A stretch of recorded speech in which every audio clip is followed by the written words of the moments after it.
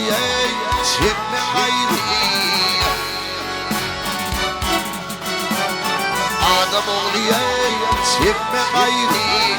Ayrılan ömrüm kimindir?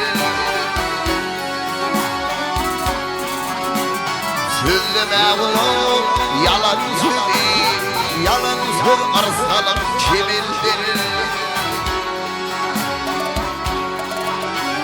Söyleme bunu yalan söyle, yalan söyle arsalım kimindir?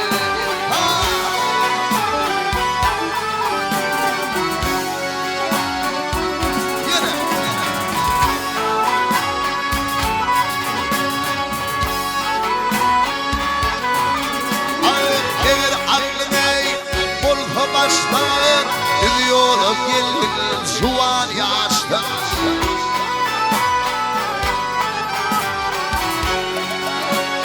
Dilim toğuya bize yaştı.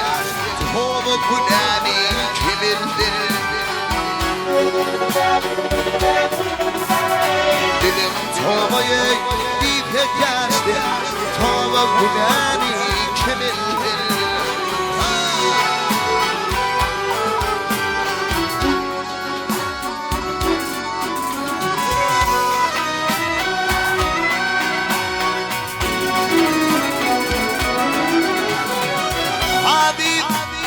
Kur'an oku, meşruatına namaz oku.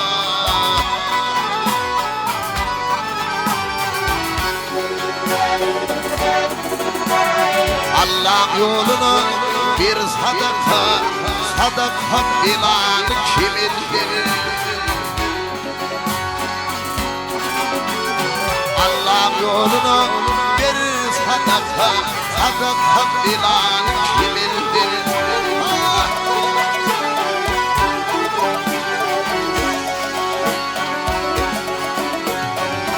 Pervanedir ey kardeşim, hak olsun yakîn sırdaşım.